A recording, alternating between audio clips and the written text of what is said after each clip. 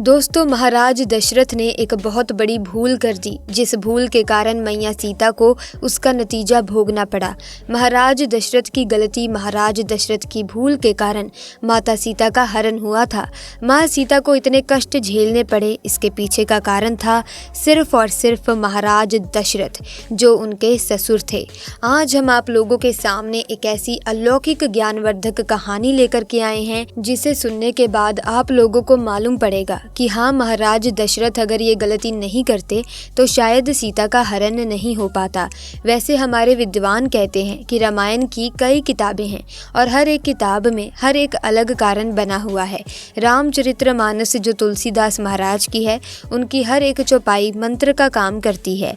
तो चलिए आप लोगों का समय ज़्यादा बर्बाद ना करते हुए गौर करते हैं इस कहानी की तरफ और जान लेते हैं कि ऐसी कौन सी गलती हुई थी महाराज दशरथ से कि रावण माता सीता का हरण करके ले गया था। वैसे दोस्तों, देखा जाए तो बहुत से पुराणों में अलग अलग कहानियां मिलती हैं, सभी जगह अलग अलग प्रमाण मिले हैं, लेकिन इस कहानी के माध्यम से मैं आपको बताने की कोशिश करती हूँ कि जब भगवान श्री राम, लक्ष्मण, भरत, शत्रुघ्न चारों भाइयों की शादी हो गई और बारात लौटकर वापस अपने नगर में आई, तो महाराज दशरथ ने अपनी पत्नी कौशल्या से कहा था कि कौशल्या, एक बात आज आप लोग गांठ बांध लीजिए, क्योंकि आज तक आप सिर्फ और सिर्फ चारों बेटों की माँ थी और आज के बाद आप लोग माँ होने के बावजूद 4 बहुओं की सास और बन चुकी हैं।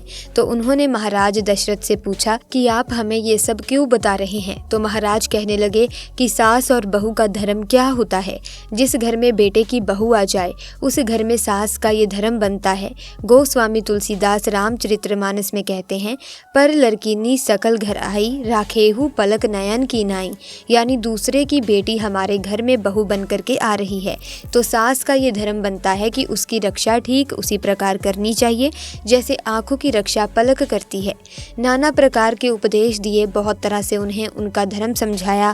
उसके बाद में जब 2, 4, 6 दिन निकल गए तो एक दिन महाराज दशरथ के दिमाग में एक बात आई। महाराज ने विचार किया कि क्यों ना मैं अपनी चारों बहुओं की परीक्षा ले लूं, मेरी कौन सी बहू कितनी चतुर है। तो महाराज दशरथ ने अपनी चारों बहुओं को भगवान श्री राम, लक्ष्मण, भरत, शत्रुघ्न चारों बेटों की पत्नियों को, सीता, मांडवी, सुतकीर्ति और लक्ष्मण की पत्नी उर्मिला, इन चारों को अपने पास बुलाया और चारों को पास में बुला करके एक बात कही, बेटा देखो, चारों तुम मेरी पुत्री के समान हो और मेरी पुत्री हो, तो मेरा एक आदेश है तुम्हारे लिए। अब चारों बहुएं खड़ी हैं, महाराज दशरथ आदेश कर रहे हैं। सभी ने कहा, कहिए पिताजी, क्या आदेश है। महाराज ने कहा, आदेश ये है कि आज तुम चारों अलग अलग रसोई बनाओगी।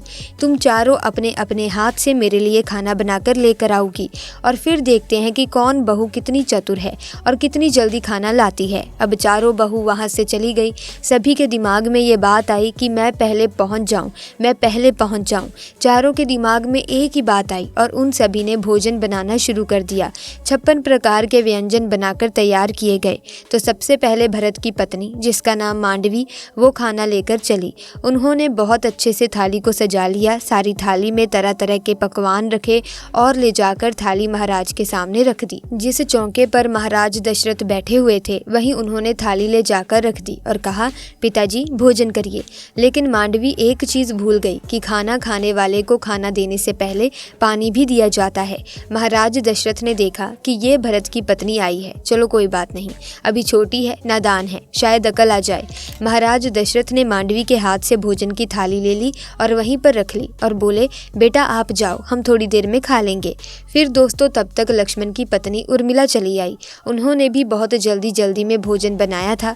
उर्मिला ने भी एक थाली में भोजन सजाया, साफ सफाई अच्छे तरीके से भोजन थाली में लगाया और थाली सजाने के बाद उर्मिला भी भूल गई कि महाराज दशरथ को पानी भी देना है। दोस्तों, उर्मिला भोजन की थाली लेकर के अपने ससुर यानी महाराज दशरथ के पास में पहुंच गई। अब महाराज दशरथ समझ गए कि लगता है ये भी बहू बिल्कुल ऐसी ही है। और दोस्तों, ये बात सच है कि अगर किसी को भोजन दिया जाता है तो भोजन खाने वाले को भोजन देने से पहले पानी जरूर देना चाहिए।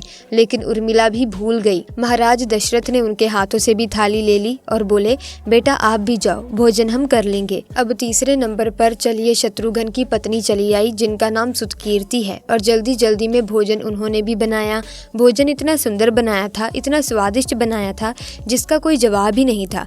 लेकिन उनसे भी एक गलती हो गई। उनसे गलती ये हो गई कि सुतकीर्ति हाथ में भोजन की थाली लेकर के चली, लेकिन महाराज दशरथ को जल्दबाजी में जल देना भूल गई। अब महाराज दशरथ ने सुतकीर्ति के हाथ से भी भोजन की थाली ले ली और वहीं पर रख ली, और वहीं पर रखने के बाद कहा, बेटा आप भी जाइए, हम थोड़ी देर में भोजन करेंगे। अब दोस्तों तीनों की थाली रखी हुई है, भरत की पत्नी की, लक्ष्मण की पत्नी की और शत्रुघ्न की पत्नी की, लेकिन महाराज दशरथ ने किसी में से एक भी ग्रास भोजन नहीं किया। अब इंतजार था। महाराज दशरथ विचार कर रहे हैं कि जैसा भोला भाला मेरा बेटा राम है, और मुझे लगता है उनकी पत्नी सीता भी उतनी ही भोली भाली है, क्योंकि ये थोड़ा थोड़ा चतुर थी, इसीलिए भोजन बना करके जल्दी ले आई। लेकिन उधर जगत भवानी माता सीता ने बहुत सुंदर तरीके से सूर्य पाक भोजन बनाया, इतने सुंदर तरीके से कि जिसमें से सुगंध ही कुछ अलग आ रही थी।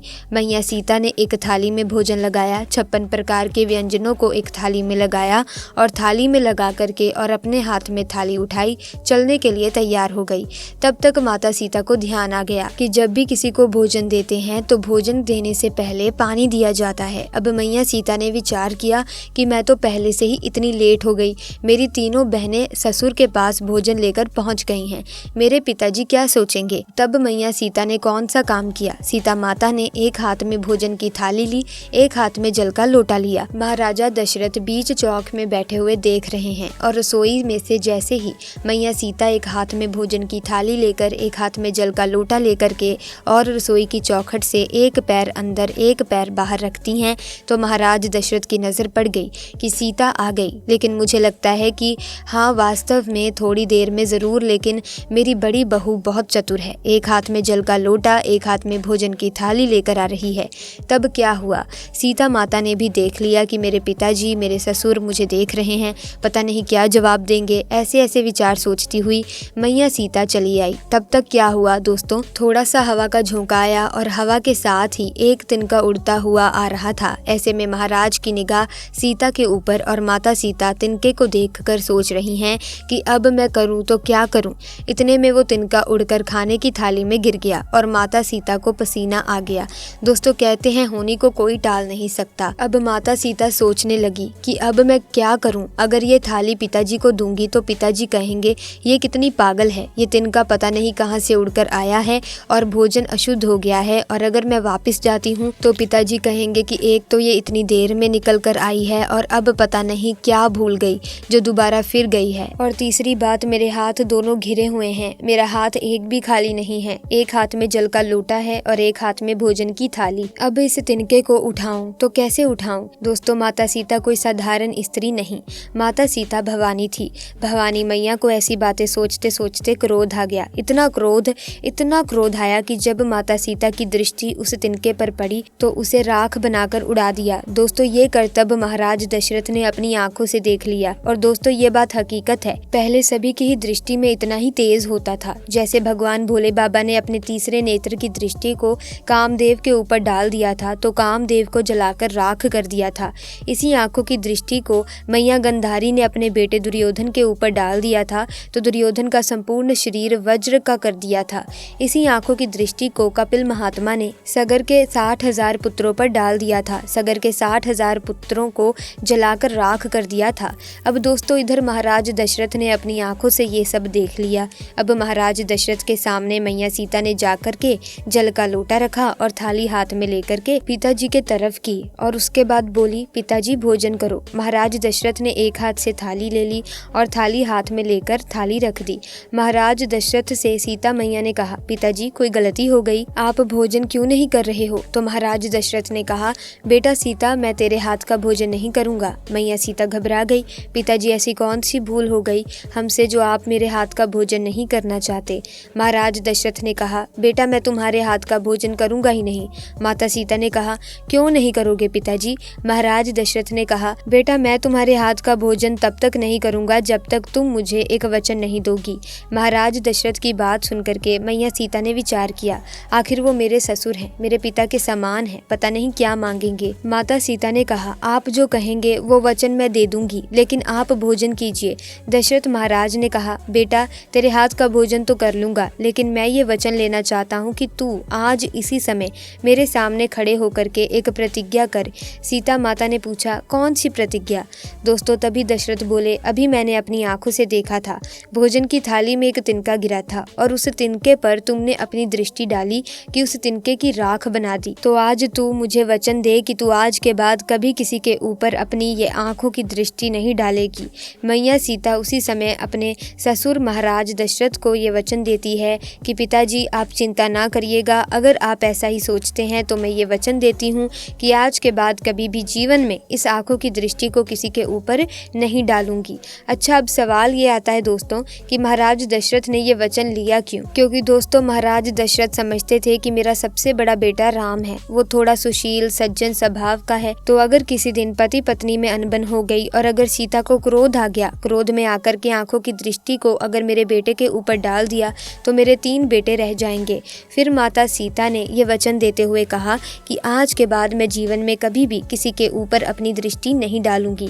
तो दोस्तों जिस समय मैया सीता लंका में थी रावण के यहाँ, तो जब रावण सीता को धमका रहा होता था तलवार लेकर के कि एक बार मेरी तरफ देख, तो मैया सीता एक तिनके की तरफ देखकर सोचती है कि अरे तिनके, अगर उस दिन तू बैरी ना हुआ होता तो मेरे पिता समान ससुर मुझसे ये वचन ना लेते तो शायद आज ये रावण मुझे धमकाता ही नहीं, इसे कब का जलाकर मैं राख कर देती। तो दोस्तों मुझे लगता है कि महाराज दशरथ की इस गलती के कारण सीता जी रावण की कैद से खुद को मुक्त नहीं करवा सकती थी। अब दोस्तों आपका इसके बारे में क्या कहना है, आप हमें कमेंट सेक्शन में अपनी राय ज़रूर बताना। बाकी दोस्तों पुराने ज़माने में जब महाभारत या फिर रामायण का प्रचलन था तब वचनबद्ध बहुत बड़ी बात होती थी। अगर हम किसी को वचन दे देते हैं तो वो पत्थर की लकीर हो जाती थी। प्राण जा सकते हैं लेकिन वचन नहीं जाते थे। लेकिन अब क्या होता है, लोग झूठ फरेब करते हैं, 100 झूठ बोलते हैं और उसमें से सच बोलते हैं तो वो भी आधा झूठा, मतलब कि सच का नामो निशान मिटता जा रहा है। तो ऐसे में दोस्तों आज की वीडियो में बस इतना ही। वीडियो अच्छी लगी तो लाइक करें, शेयर करें और चैनल को सब्सक्राइब करके बेल आइकन को प्रेस करें ताकि आने वाली नई वीडियोस की अपडेट आपको मिलती रहे। Thanks for watching.